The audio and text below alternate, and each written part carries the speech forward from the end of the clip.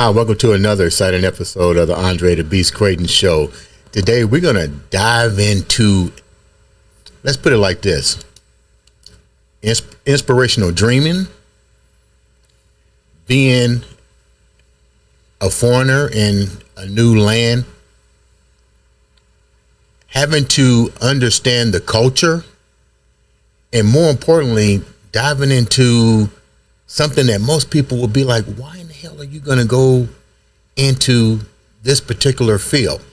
But before we get started, we're doing something different today. We're also highlighting up and coming podcasts that are taking over the world by storm, with individuals making a difference, telling their stories, trying to make, no, not trying, really making a difference in everybody's life. I'd like to welcome all the way from New York, the one, the only, the new podcast launching this season, 2024, the new podcast, The Lauren Freeman Experience. Welcome to the show, Lauren. Thank you so much for having me. I'm so excited to be here. Tell the viewers a little bit about what your podcast is going to be about, and it's launching 2024, right? And what about the Lauren Freeman Experience to want to be a podcast? I mean, you're going to have to tune in to find out, but basically the Lauren Freeman Experience is a unique experience. I have almost 4 decades of these crazy stories that resonate with all these different types of people that have to do with healing trauma, overcoming adversity, and really just being in survival mode and making the decisions that you know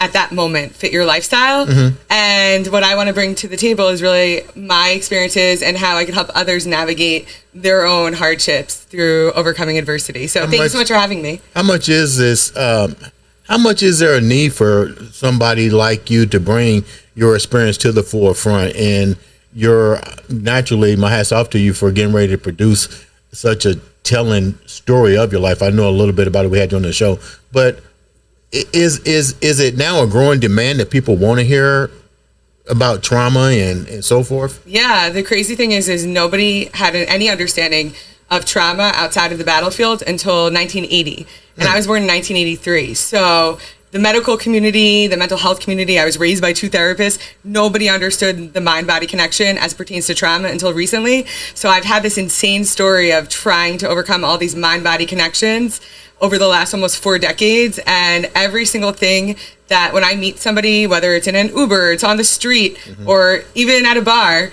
I talk to them a little bit and something resonates with them, because everybody has trauma, whether they know it or not, and everybody has something to heal from. So I'm actually championing the How Are You Healing revolution.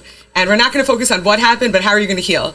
And when you're ready to talk about it, I have resources, I have community, I have safe places for you to share your story as well. That sounds like a very interesting podcast. Make sure that when it launches, you guys subscribe, follow, and make sure you become a major supporter.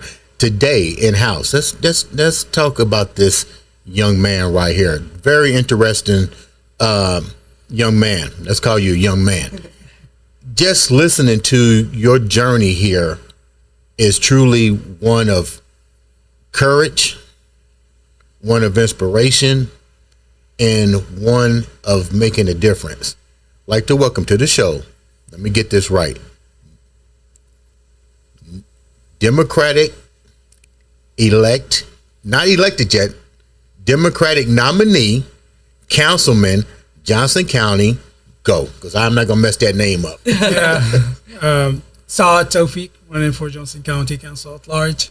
Immigrant, American citizen since 2015. Right. I came to United States as an immigrant to be a citizen of United States. I learned the English language here, and when I came to United States, and I learned the culture of the country by the book that I learned from it. It's naturalization. Mm-hmm. They do a naturalization test. I'm sure this is correct, actually. Naturalization test. So I have to have a book to read the story of United States. So after I read the story, I have to understand, and I have 100 questions. Out of these 100 questions, only 5 questions to be answered from the 100 questions to be passed this test, because it's the history of United States. And so you know the history of the United States. Of course, definitely. Immigrants. Right. And I have been almost 15 years here. So Let's go back a minute. Let's go back a minute because you shared a lot of information. Yeah. And information is nothing unless you're able to pass it on. So let's share this information about you. Definitely. You come from overseas. The name of the country is Iraq. Iraq. I was in city of Baghdad. Got some friends that live there. Yeah, You spoke no English, of course. but you've always envisioned, you manifested coming to the United States, the American dream. What was the American dream like for you over in Baghdad? What was that like? It's freedom, safe, because there is no opportunity and rights there. You know, equal right. I mean, equal opportunity and equal rights there. There's no. But you were young. no safe. You were young when you was there. So how did you really know about rights and all that kind of stuff? Let me give you the story. Okay. Actually, about me, how I, raised there, and after that, what's happening to me during the war between Iraq and United States, 2003, I lost my friends, my girlfriends and my friends. I lost them, and I lost my teacher, and it was no safe there. During that, my father was served in U.S. military police Okay. to get our troops of United States to be safe there, to get them back safe. And I had, a lot of threats there. How old were you when all this was taking place? It was like about 18 and older, kind of that, I can say. So there was probably a lot of individuals around your age that was feeling the sting of war Yes. and not. During all the war, I was during all the war and all the year, and after that we had second war. It's called Civil War. Okay. What was that like? Religions. Religion? Between religions. Okay. Muslims, religions between Sunni and Shias. Mm-hmm. Kind of this militia is just came to Iraq and destroyed everything. And you already know the story. Yeah. Yeah. At that time in 2003. So How important was it for you to leave, to get out of there at 18 years old? In United States, 18, you're considered because an adult. one day I look a lot of movies, Americans movies, and when the troops is coming to Iraq, I see them, and I wasn't speak English, but I can see and feel, What were some of the movies that inspired you when you watch U.S. movies? What were some of the movies that made you go, wow, that's where I want to be? Let me tell you this. Bro, this is a dream to me. It's my dad. Because my dad, he's supposed to be here in, oh my gosh, it's in 70s, He's supposed to be young to be in here actually, but he brought that a dream to me, And I grew up with it. How did your dad get involved in in working with the U.S. military? It's he just by applying actually. Oh, okay. Yes, by applying. And our, he just applying, as any transport, how to say, it's translator, Yes. interpreter. So he speak English, Russians, and Arabic. Your dad sounds like a wonderful man. He's very smart by getting involved. How difficult was it for you to get to the United States? I know you just couldn't. You're talking about an era of proxy conflict and religious conflict and persecution. How difficult was it for your father or your structure to get you here to the United States? You had the dream, but how difficult was it to get the right documents? Were there things that had to be done behind the scenes? How difficult was that process for you? At that time, when I was like 18 years old, he is actually, before that, he was trying to be in here, and it it was really difficult for me. You know, it's different culture, different country, different language, speaking English. But he was this to me to be learn the English and learn the culture of United States. He loved America. You know, he loved it a lot. When you get to America and you finally, this is Finally, a question. Wait. Yeah. This is a question I asked you off the air. You see America in all its glory. Let's be real. You see America in all its patriotic gloriness. But did you see America, that the downsides of America, the things that you don't see, that we still have our so-called proxy war within ourselves, the race proxy wars? Did any of this even resonate with you, or was this something that was camouflaged to your country that you didn't see? You only saw America the beautiful. I see many things has happened. I get oh my gosh. Only reason why I'm asking is because we're going to get into your politics. I got like about 3 hate crimes. Okay. 3 hate crimes. Okay. Last time when I got nominee, I was Johnson County Council. I celebrated with my dad. My dad, he was so proud of me, what I have been done through and what I have been through. So he was so proud. We were sitting, you know, and talking together. And some guy, he just, you know, unfortunately, I don't want to talk about it, you know. But you experienced some things that you shouldn't experience in this country. So another relapse of where you just came from. But that not affect me. It kept you going. It's making me strong more. Okay.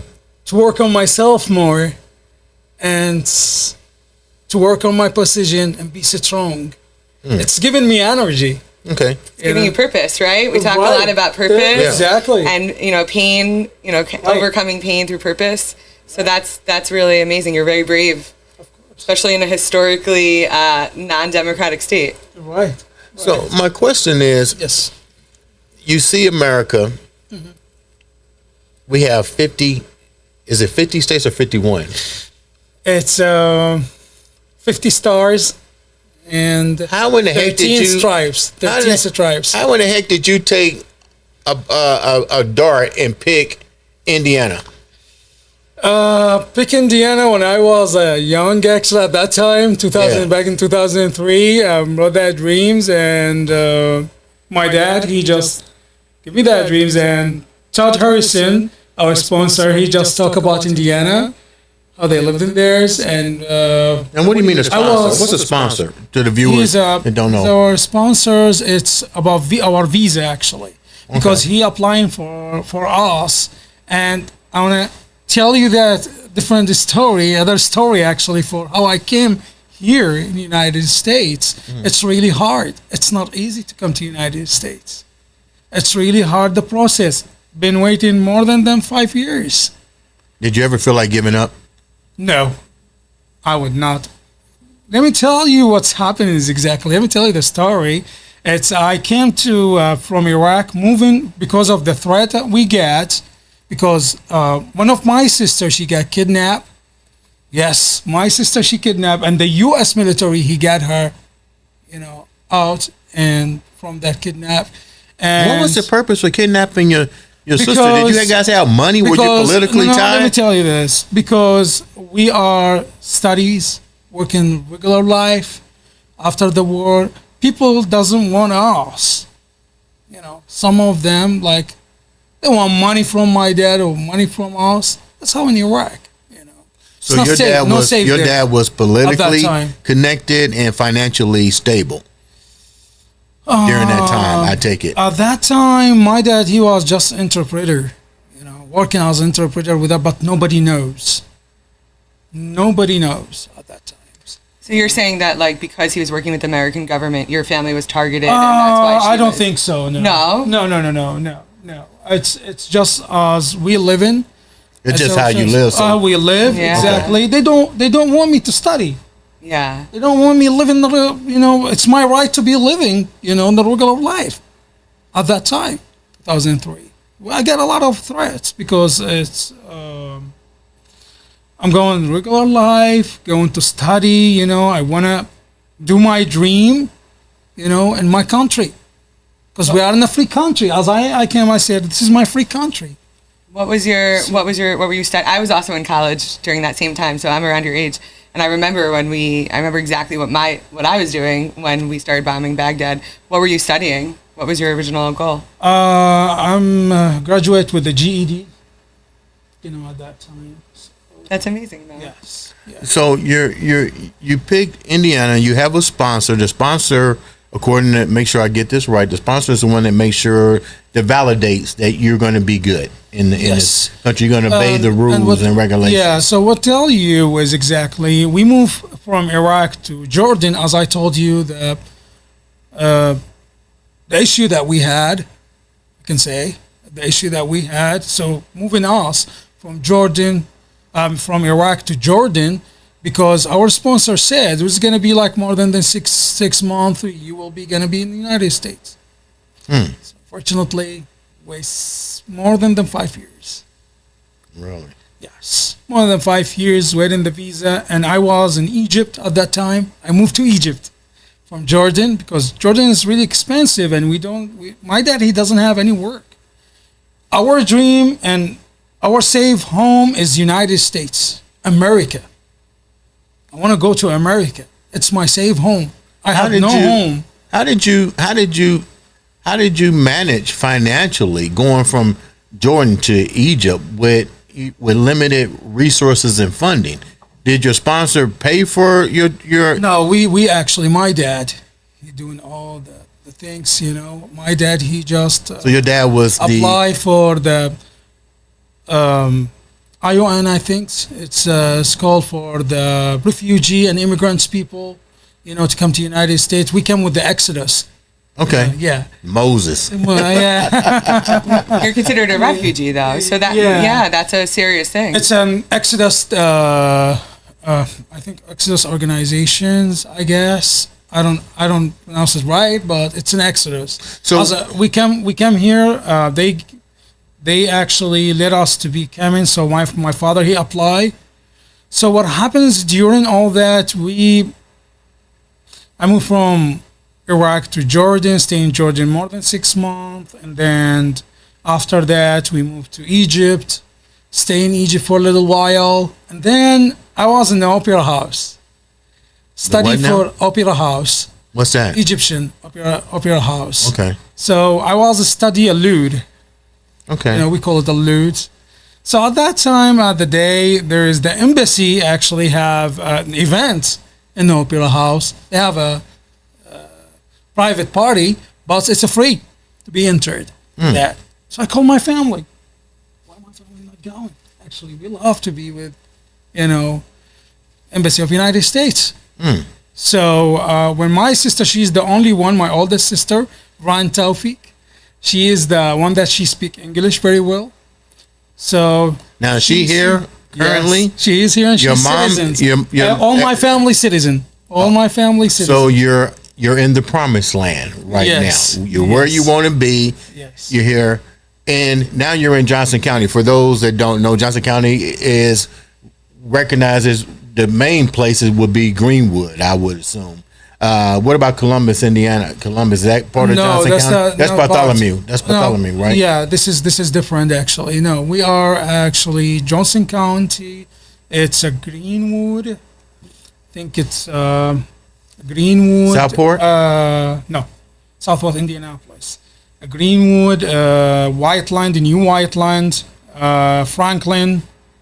You're trying to and Bargersville, You're tapping into some questionable areas in Indiana. That's from history standpoint.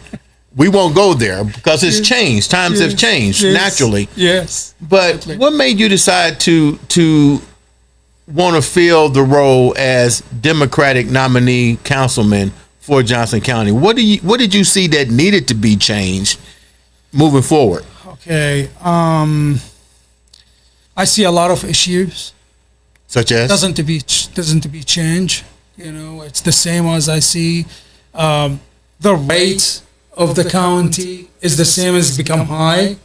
For the people need different. For let me start it with what I'm going to do actually if I am getting elected, to be a official county council, first things to do, my priority, it's to empower public safety officer and to empower our families and provide safe working condition, opportunities, and decent incomes. And I have to work hard for a safe and a clean environment, for good streets and roads and parks and schools, for economic growth and opportunity for all our citizens.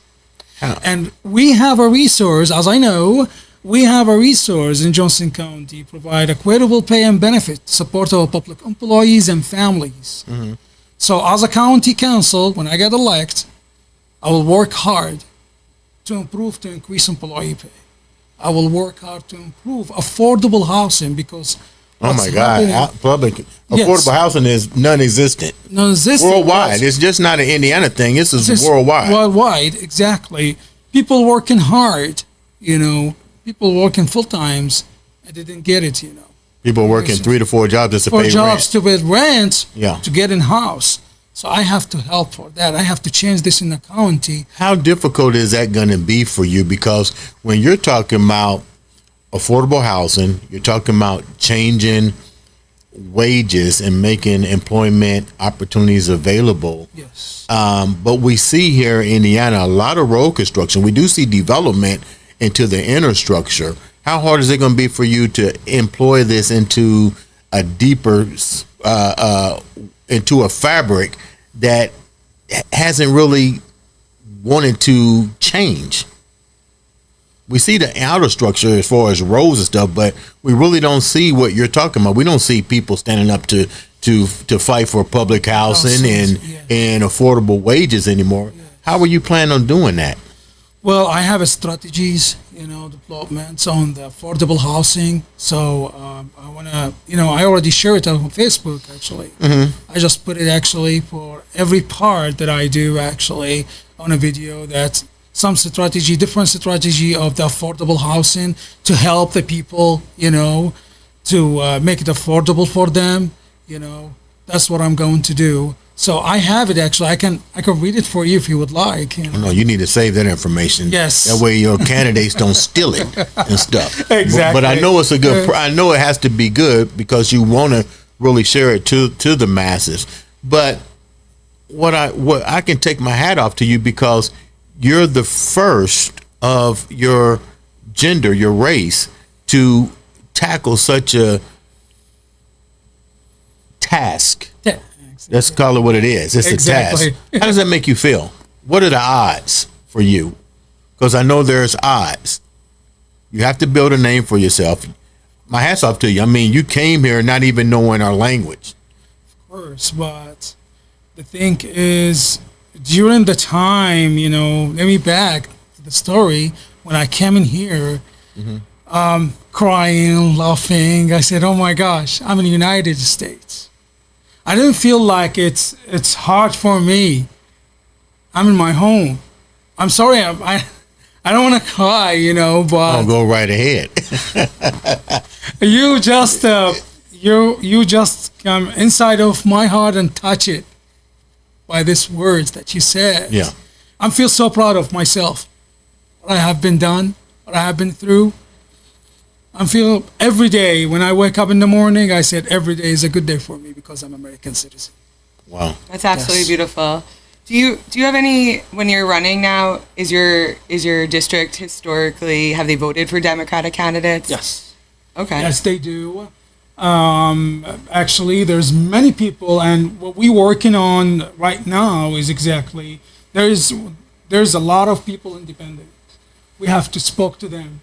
I have to show myself to them. So on this Sunday, I'm going to canvas. I have to canvas to introduce myself to the people, let them know give them a reason. The one thing that I want to do different than any actually candidates, that I'm going to be working for the people, for the community, because I'm a part of the community. I'm a person who is working, hard and want to change something in the county because people, want a reason to go to vote. For example, They need a reason. The guy, what's he's gonna be doing for us. Now, So I give them a reason that when I'm going to work, exactly on this issue that I told you, and give them a reason to go out and vote. how closely are you working with other Democratic nominees? I noticed that you're a big Close. supporter of U.S. Senator nominee Dr. Valerie McRae. Dr. Valerie McRae, yes. How supportive are they with your journey? How closely are all you guys together with? Because all of the platforms seem to be, which I love, change. Of course. How closely are you guys together with your message? We are actually, contact with, when I see her, you see me actually last time, we were sitting and I see her and she see me. I know what she is actually, her strategy for our, country, not only our states, Indiana, it's for the country, and I am believing her, she will change a lot of things, What do we need to do besides voting? And my hat's off to you. I love the fact that you came here for a purpose. You've seen the Holocaust of a proxy war, of a spiritual war, and what it can do to a country. I see that you're here and you don't want that to happen here in this country. How are you being perceived by the people in Johnson County? Do they take you serious? Yes. Do they know your story? Yes, they do. I have a story and published at that time in 2000. By the way, let me tell you some of the things, how I enjoy actually the American political process, how I enjoy that, how, become with the politics, in touch with candidates, how I get all the knowledge, to say, that. I enjoy, American political process in 2015. First vote for me was Hillary Clinton. And I met her in person. And I met the rest of the family. How did you Clinton. meet them? Meet them in Indiana. They came to Indiana. And what I did in 2016, it's big different. I was volunteer working for her campaign. I was making phone calls, more than 10,000 calls. And I brought her here. I tell the people, I brought Hillary Clinton here in our state of Indiana. That's beautiful. And it was happening. And the rest of the family went to our office in Keystone Avenue. It was really amazing to see Clinton, former president. I see him in person. And I have picture with him, and I have, talked to him closely. Did you share with them that your aspirations was to do this? What did they share with you? Actually, what I did, exactly what they share with me, a lot of informations, and I learned, What was the three things that impact you the most from your encounter with the Clintons? Was the three, sorry, say that again. What were the three most powerful things that you took away from your encounter with the Clintons? Well, you mean with the Hillary Clinton or with the Clinton former presidents? With both. With both, it's actually, I take three things that they're going to be working on at that time. Hillary Clinton, she's the one working on, actually, for job economy, healthcare, and checking a couple of things, the people from different countries coming in here, for the immigrants people, that issue that is still, it's happening, What's your take on the immigration policy? What's your take on it?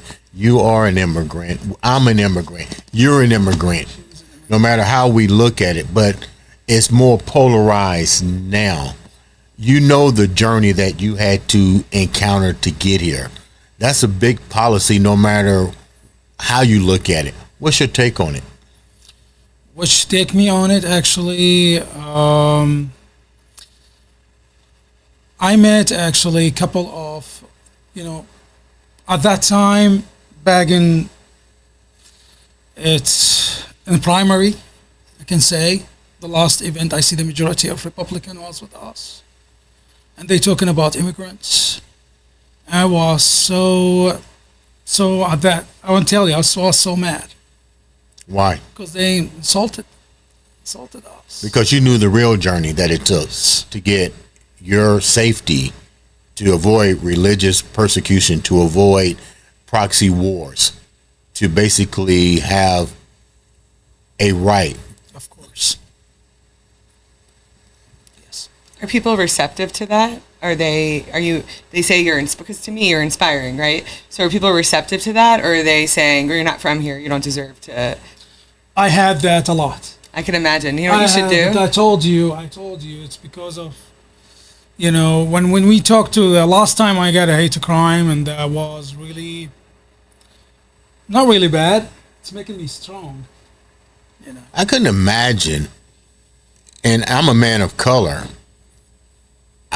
I guess because it's been around me for so long, I don't even view it as a hate crime anymore. I just kind of brush it off. But you've actually been targeted as with hate crimes. Does that make you want to quit? No. It's making me strong to keep continue. How does your family feel about it? How does your family feel? Because anytime you're dealing with hate, family's involved. My family's involved actually, but they are not. Actually, they are like me. They're pushing you. They're pushing me. They make a difference to the country. I'm working for the community, no matter it's what happened. I'm working for the people, not party another party. No, working for the American. Working for my community. Have you seen any changes since Kamala became the nominee? Like any changes in receptiveness to you as a candidate, or any of your struggles? Because I can imagine that people might have a change of perception. Yeah, there's a couple of things is this change actually that I see. It's really great. She's working really great, and I am supported her. Yeah. I bet you know more about American history than most people that were born here. Of course. You could actually do a contest with them on Instagram Live or Facebook Live. Yeah. And say who knows more, because you just said right now you named the amount of states and stars. I can't even. I mean, I could do it if I really thought hard, but not off the cuff, So before we wrap up, Yes. what's your end game here? We know you want to win. Yes. November's around the corner. Yeah, it's about like less than 60 days. Yeah. We have. So What are you planning to do to bring home the gold? What's my goal is exactly, it's working for the community, because people get enough. We need action. We don't need people talking without action. Okay. When I am talking to you about this issue that I'm going to be working on, and I'm going to say that again to you, the issues, if you love me, Okay. First is empower public safety officer for our families, provide safe working condition opportunities and decent incomes, work for a safe and clean environment, for good streets, roads, parks, and schools, for economic growth and opportunity and decent incomes, and working hard and fight for the Johnson County firefighters to prove them incomes and benefits. And we make sure that we supply them with the best equipment and safety training so they can do their job with confidence. Know that I will take care of the Johnson County community and take their advice on the issue that affect them and affect their families. How can the viewers reach out to you to donate? It takes money to run a campaign, to listen to more of your journey. How can the viewers reach out to you? It's on Facebook, Instagram, X, Twitter, and you have my link actually, Active Blue, Committee to elect Saad Tawfeeq. Okay. You can just, whatever small actually amounts will be, make a difference for me, and to make me elect to work for the community of Johnson County. Before we wrap up, Yes. you definitely have that beast mindset, more than I've seen in a lot of individuals. My hat's off to you for your journey. You can call it an exodus here or whatever. I call it a dream come true, and more dreams about the exodus. Yeah, the exodus actually helping us brought us here. That's Exodus refugee, and for immigrants, we enter into that ION. So they give us the program to my dad. So my dad enjoying them, and we came here, And when I came, actually, it was like how to say, it's like a sugar in my mouth. Yeah. Thank you so much for taking the time to come and be on the show. Ladies and gentlemen, make sure you get to the polls in November and vote. Your vote does matter. And remember, look at who you're voting for. Look at the issues, not just the person. Look at the issues. Look what they're fighting for. It's all about making a difference. And actions need to be followed. Words need to be followed by actions. And this has been another exciting episode of the Andre the Beast Crayton Show.